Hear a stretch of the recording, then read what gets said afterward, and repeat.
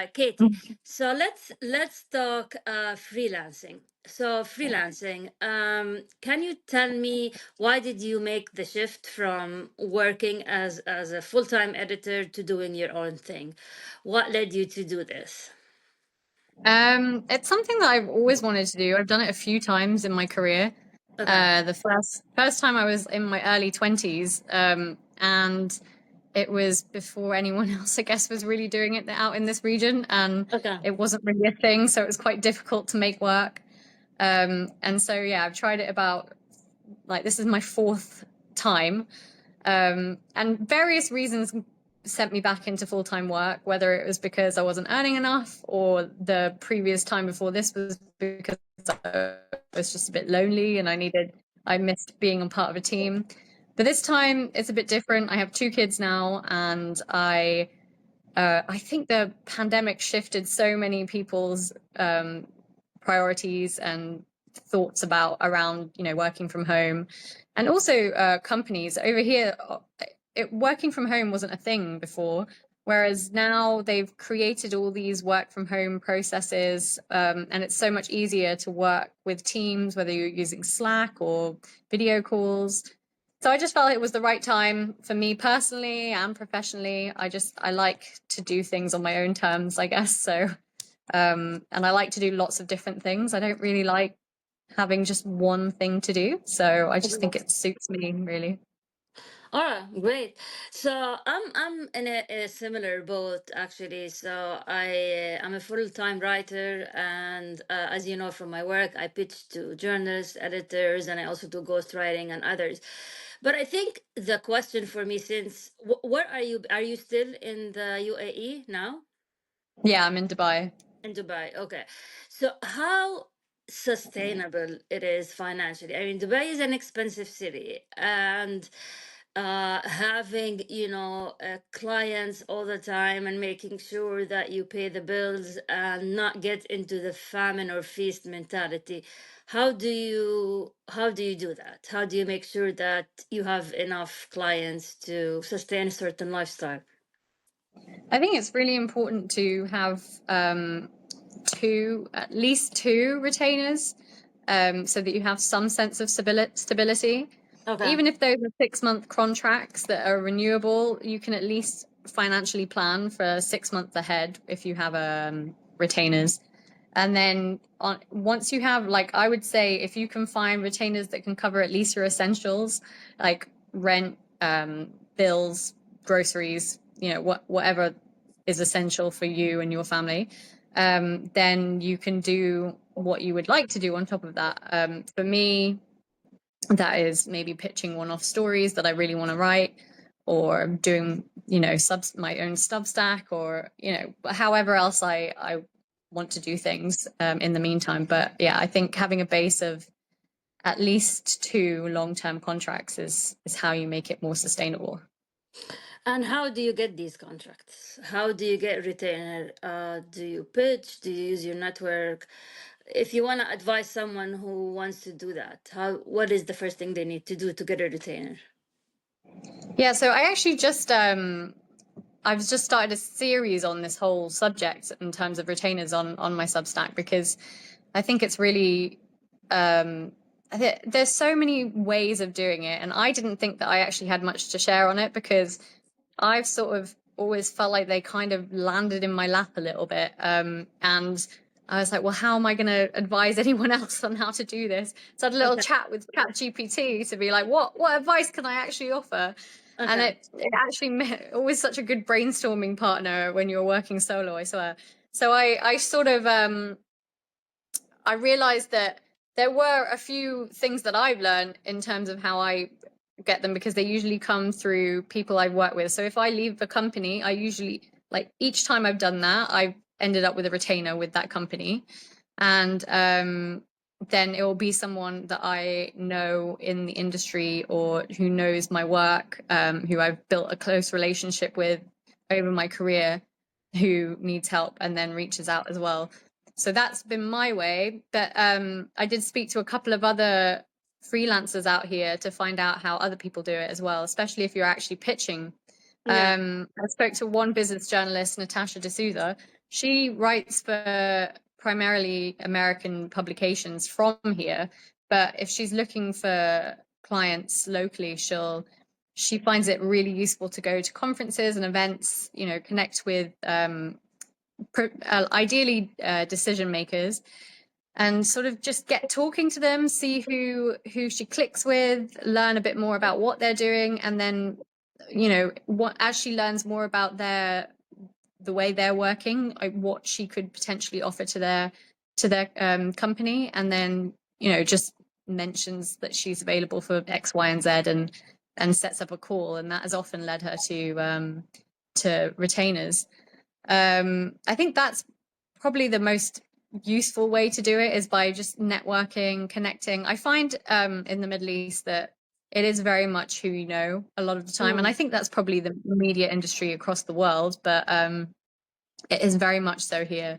I don't know if that's because of a lack of trust with other freelancers, or it's just, like I said, it's relatively new. You know, the freelance visa in Dubai specifically has only been available for a few years, and things are becoming easier in order to get self-employment residences and licenses and things, and they're actually not available in other countries in the region. So it's a work in progress. So, so so people in, let's say, in Dubai or the Gulf area, since this is your specialty, or the Middle East, do you think the concept of cold pitching is not that prominent? For example, when I, how did I reach you, and how did I find you, and I managed to get a couple of articles published in the National, is LinkedIn. Honestly, I kind of stalked you. No, I went to LinkedIn and looked. I typed in the search box editor national, and I got your contact info. I sent you a connection request, and then this is how we sort of built the relationship. And I wonder if it's still that the case in places like the Middle East, or it's you still have to go with with you know, the kind of old way of networking in person. Yeah, I mean, I think it really depends. I guess, like anywhere in the world, it really depends on the editor, right? I'm very open to Yeah. receiving cold pitches. I always have done. I like to hear from new people I've never heard from before. Otherwise, how else Okay. do you get the most interesting stories, right? But some Yeah. people are a little bit less likely to take cold pitches. The sad fact of the matter is, it helps to get maybe an intro from a mutual peer or mutual friend, for example.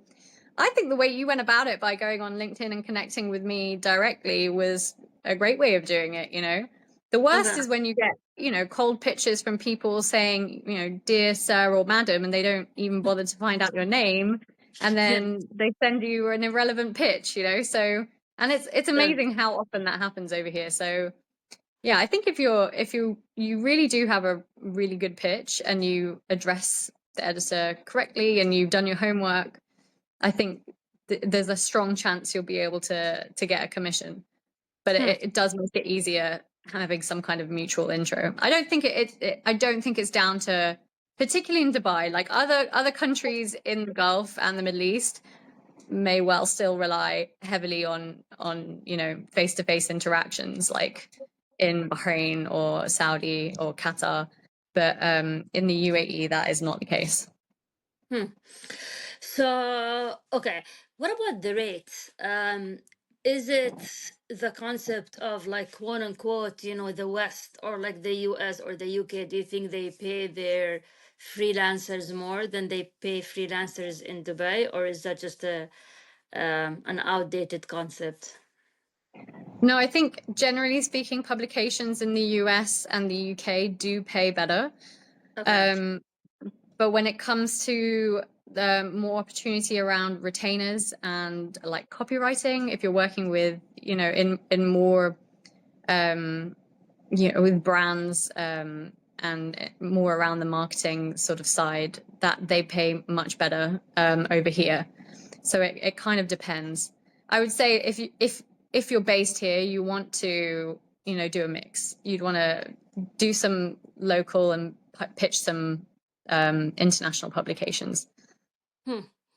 Okay, so let's do a case study.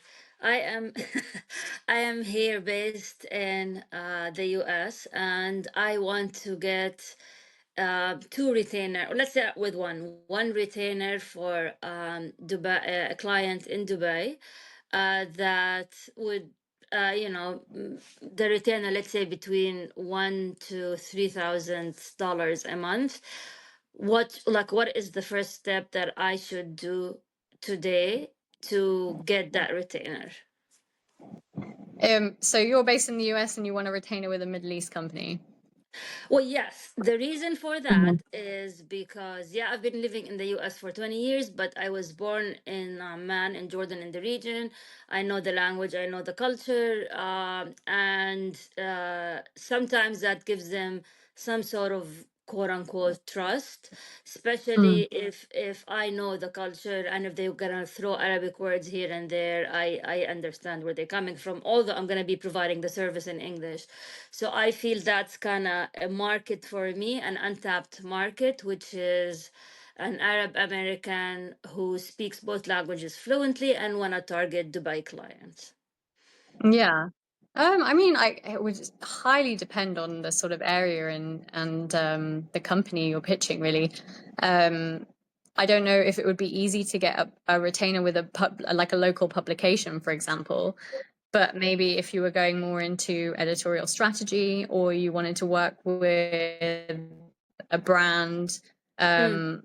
who is looking, it kind of veers more into the territory of PR. But if you're working with a brand in Dubai who's looking to be more recognized on an international scale, that would work really well. Or if there was some kind of US Middle East link for a company or publication, that would work really well.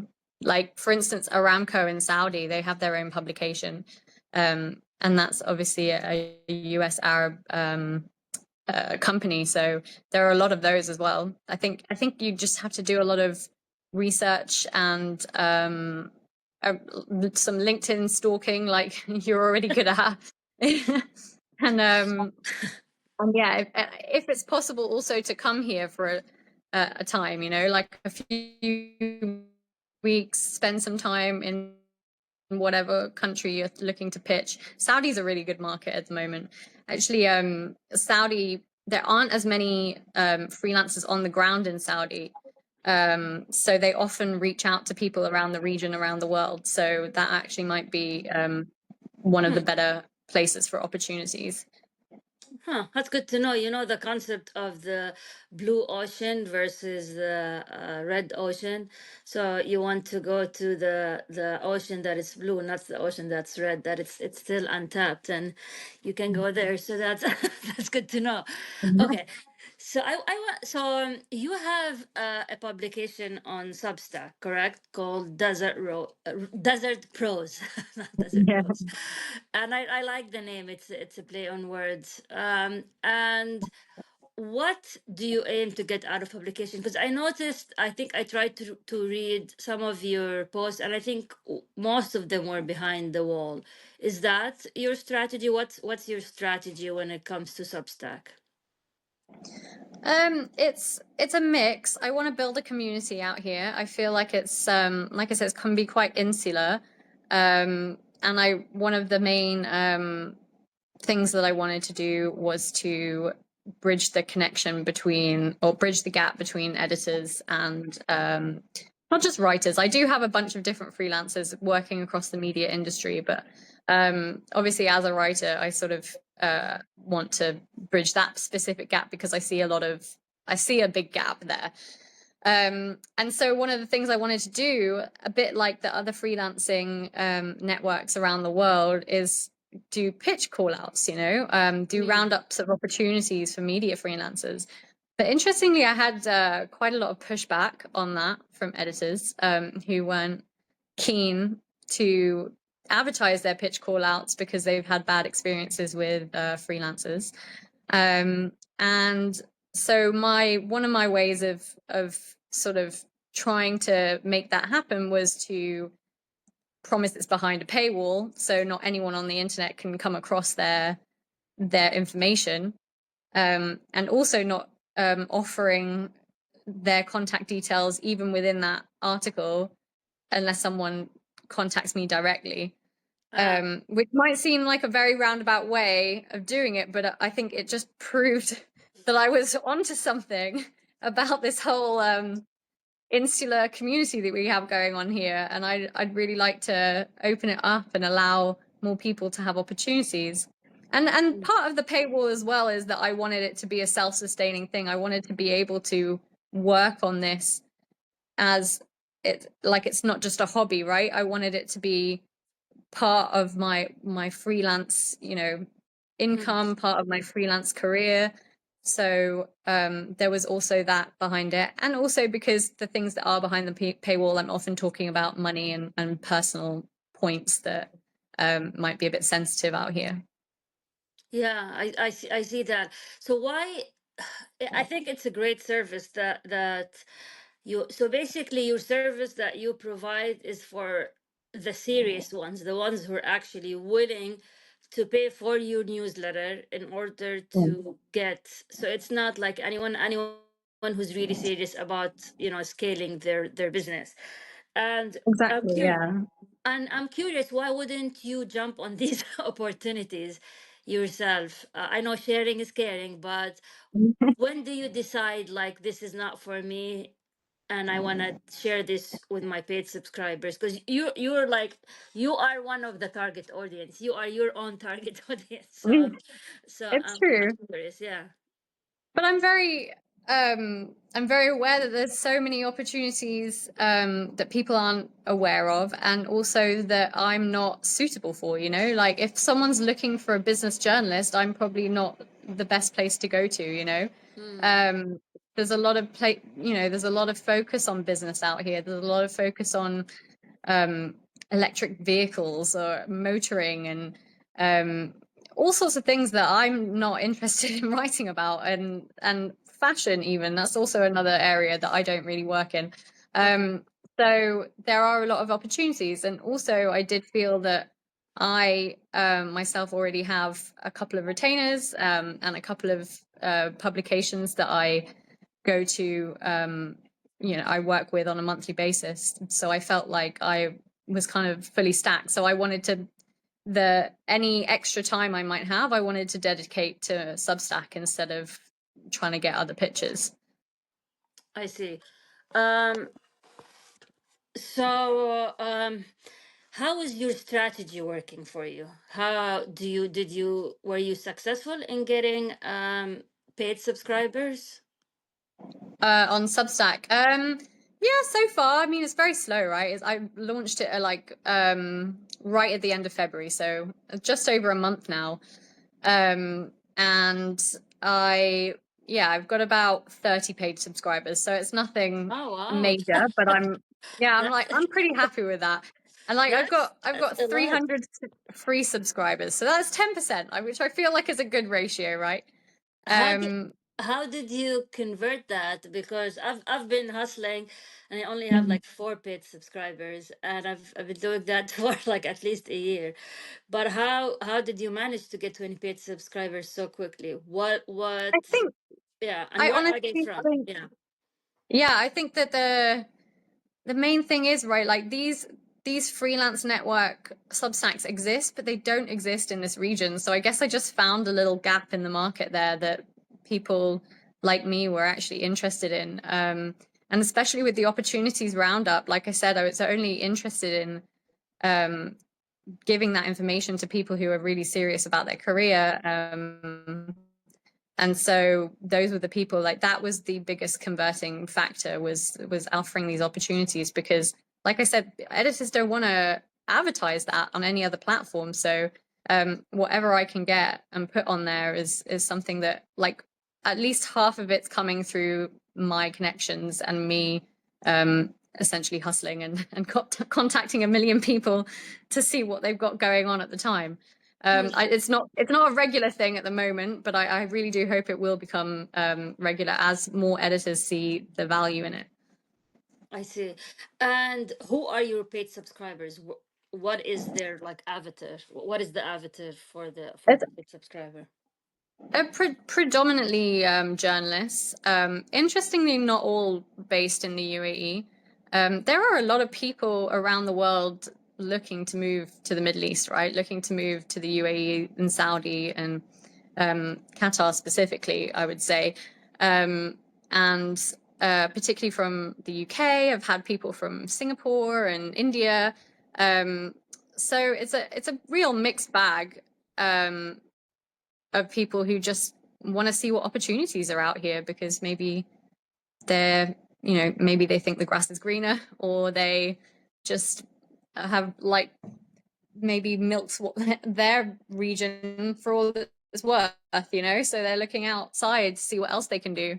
Or maybe it's so competitive as well. Like, it's not as competitive here. People think it's very competitive here, but honestly, there is a lot of editors complain about the lack of talent out here. So I think there is a lot of opportunity.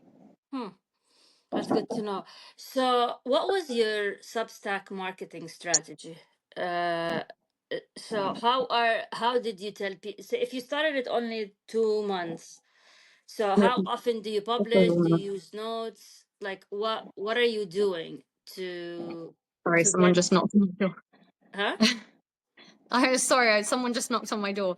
Okay. My marketing strategy was essentially.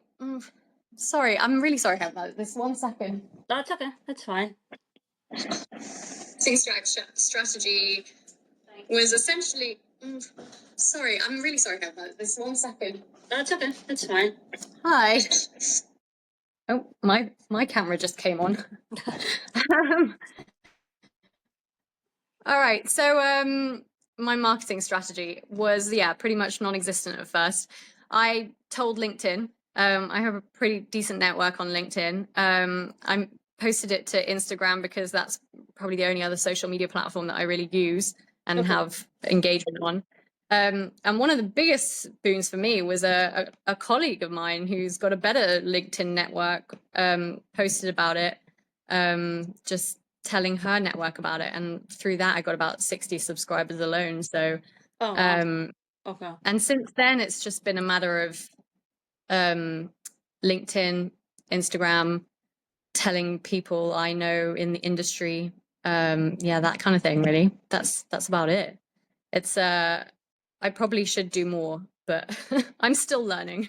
Like I said, I've only been on it a few weeks. So there's so many features. I've been trying to play around with notes a little bit, but I'm like talking to the void. It's not really Yeah. working.